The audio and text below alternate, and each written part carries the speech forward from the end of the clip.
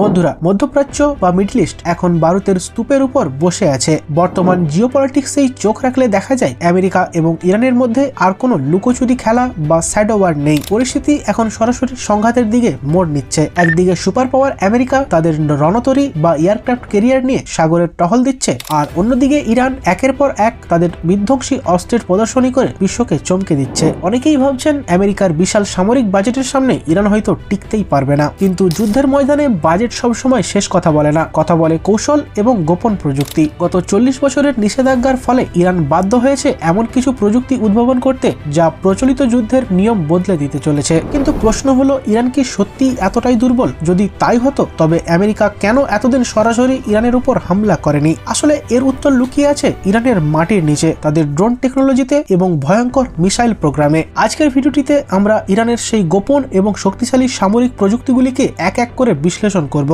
যা পেন্টাগনকেও চিন্তায় ফেলে দিয়েছে। ইরানের হাইপারসনিক মিসাইল থেকে শুরু করে সুইসাইড ড্রোন কি আছে তাদের ভান্ডারে। আর যদি সত্যি ইরান ও আমেরিকার যুদ্ধ লাগে তবে ইরানের এই অস্ত্রগুলো কি গেম চেঞ্জার হতে পারবে? প্রশ্নটির উত্তর খুঁজবো এই ভিডিওটিতে, তো চলুন জেনে আসা যাক।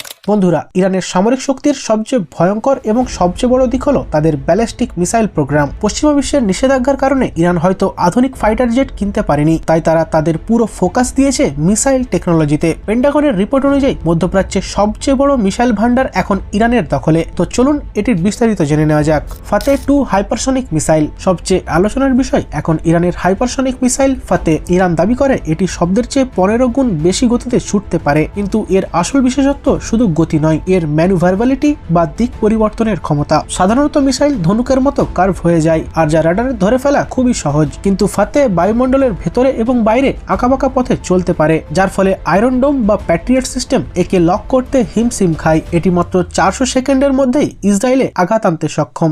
নেক্সট, সিজিল বা খাইবার সেকেন্ড। বন্ধুরা, ইরানের মিসাইল টেকনোলজির সবচেয়ে বড় বিপ্লব হলো সলিড ফিউয়েল প্রযুক্তি ব্যবহার। আগে লিকুইড ফিউয়েলে মিসাইল লঞ্চ করতে কয়েক ঘন্টা সময় লাগতো, যা স্যাটেলাইটে ধরা পড়ে যেত, কিন্তু সিজিল বা নতুন খাইবার সেকেন্ড হলো সলিড ফিউয়েল মিসাইল। এগুলো আগে থেকেই লোড করা থাকে এবং মাত্র কয়েক মিনিটের নোটিশেই ফায়ার করা যায়। খাইবার সেকেন্ডের রেঞ্জ 1450 কিলোমিটার এবং এটি অত্যন্ত হালকা হওয়ার এটি গতিও মারাত্মক। এছাড়া বন্ধুরা, ইরান জানে যে আমেরিকার কাছে বাংকার ব্লাস্টার বোমা আছে। তারা পাহাড়ের 500 মিটার গভীরে তৈরি করেছে একটি বিশাল বড় মিসাইল সিটি। ভিডিও ফুটেজে দেখা গেছে মাটির নিচে মিসাইলের পর মিসাইল সুড়ঙ্গ, যেখানে শত শত মিসাইল ট্যাঙ্কের উপর সাজানো। এখান থেকেই তারা ক্যাসকেড ফায়ারিং করতে পারে, অর্থাৎ মাটির নিচ থেকেই একের পর এক মিসাইল ছুড়বে, আর যা শত্রু শনাক্ত করার আগেই আকাশে উড়ে যাবে। এছাড়া বন্ধুরা, আধুনিক যুদ্ধে ট্যাঙ্ক বা বিমানের চেয়েও বেশি গুরুত্বপূর্ণ বর্তমানে হয়ে উঠেছে ড্রোন। আর এই জায়গায় ইরান বিশ্বকে দেখিয়ে দিয়েছে যে কিভাবে কম খরচে বড় ক্ষতি আনা যায়। শায়েদ 136 ড্রোনটি বর্তমানে বিশ্বের সবচেয়ে আলোচিত অস্ত্র।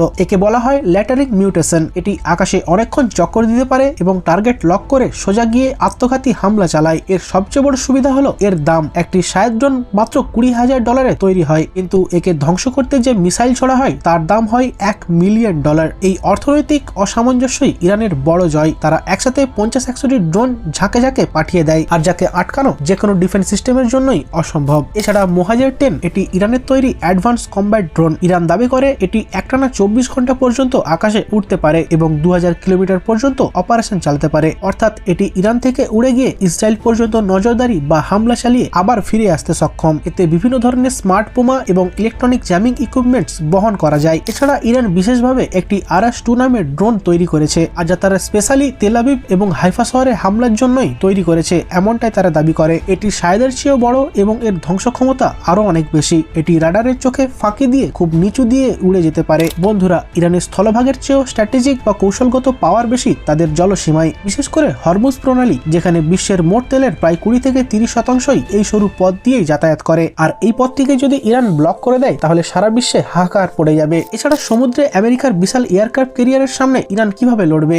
ইরান জানে যে তারা সরাসরি যুদ্ধজাহাজ দিয়ে আমেরিকার সাথে পারবে না, তাই তারা বেছে নিয়েছে অ্যাসাইমেট্রিক ওয়ারফেয়ার বা অসম যুদ্ধনীতি। ইরানের নেভি আমেরিকার বিশাল জাহাজের সাথে সরাসরি লড়বে না, তারা ব্যবহার করবে হাজার হাজার ছোট স্পিড বোট। এই বোটগুলোতে থাকে অ্যান্টিসিপ মিসাইল, মেশিন গান এবং মাইন। কল্পনা করুন একটি বিশাল এয়ারক্রাফট ক্যারিয়ারকে যখন চারিদিক থেকে 100টি ছোট ছোট বোট ঘিরে ফেলে আক্রমণ করবে, তখন জাহাজের ডিফেন্স সিস্টেম অটোমেটিক্যালি কনফিউজ হয়ে যাবে। একেই বলা হয় মস্কিউটো ভার্সেস এলিফ্যান্ট কৌশল। এছাড়া সাধারণ ব্যালিস্টিক মিসাইল স্থির টার্গেটে মারা হয়, কিন্তু ইরান এমন একটি প্রযুক্তি তৈরি করেছে যা দিয়ে তারা সাগরে চলমান জাহাজকে ব্যালিস্টিক মিসাইল দিয়ে আঘাত করতে পারে। পারে। খালিফার্স শব্দের চেয়ে 3 গুণ বেশি জোরে জাহাজে আঘাত আনতে পারে, যা ঠেকানো খুবই কঠিন। এছাড়া ইরানের কাছে আছে ছোট সাইজের গাদির সাবমেরিন, আর যা পারস্য উপসাগরের অগভীর জলে লুকিয়ে থাকে। এছাড়াও তারা সমুদ্রের গভীরে হাজার হাজার নেভাল মাইন বা ভাসমান বোমা পেতে রেখেছে, যা বিশ্ব অর্থনীতিকে ধসিয়ে দেওয়ার জন্য যথেষ্ট। বন্ধুরা, আক্রমণের পাশাপাশি নিজের আকাশসীমা রক্ষায়ও ইরান পিছিয়ে নেই। বহু বছর ধরে রাশিয়ার S-300 বা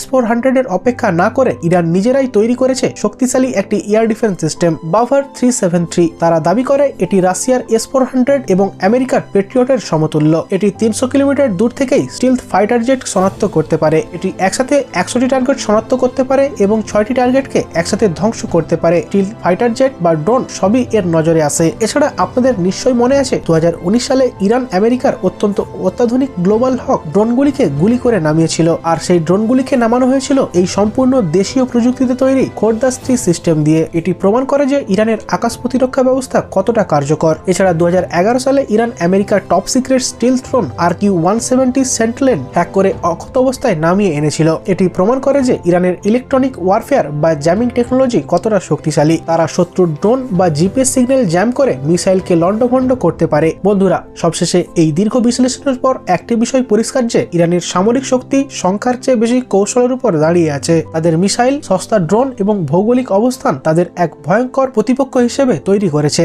আমেরিকার হয়তো প্রযুক্তিগত শ্রেষ্ঠত্ব আছে, কিন্তু ইরানের কাছে এমন সব অসম অস্ত্র যা দীর্ঘমেয়াদী যুদ্ধে আমেরিকাকে বড় ক্ষতির মুখে ফেলতে পারে। বর্তমানে এই উত্তেজনার পরিস্থিতিতে আপনি কি মনে করেন? জান কি সত্যি তাদের এই প্রযুক্তি দিয়ে আমেরিকার মতো সুপার পাওয়ারকে আটকাতে পারবে, নাকি আমেরিকার প্রযুক্তির সামনে এগুলো টিকবে না? আপনার মতামত নিচে অবশ্যই কমেন্টে জানান। ভিডিওটি যদি ইনফরমেটিভ মনে করেন তাহলে অবশ্যই একটি লাইক দিন। আপনার একটি মাত্র লাইক আমাকে এ ধরনের অনেক রিসার্চ বেসড ভিডিও বানাতে উৎসাহিত দেয়। আর সাথে সাবস্ক্রাইব করতে একদমই ভুলবেন না। দেখা হচ্ছে আবার একটি নতুন ভিডিওতে।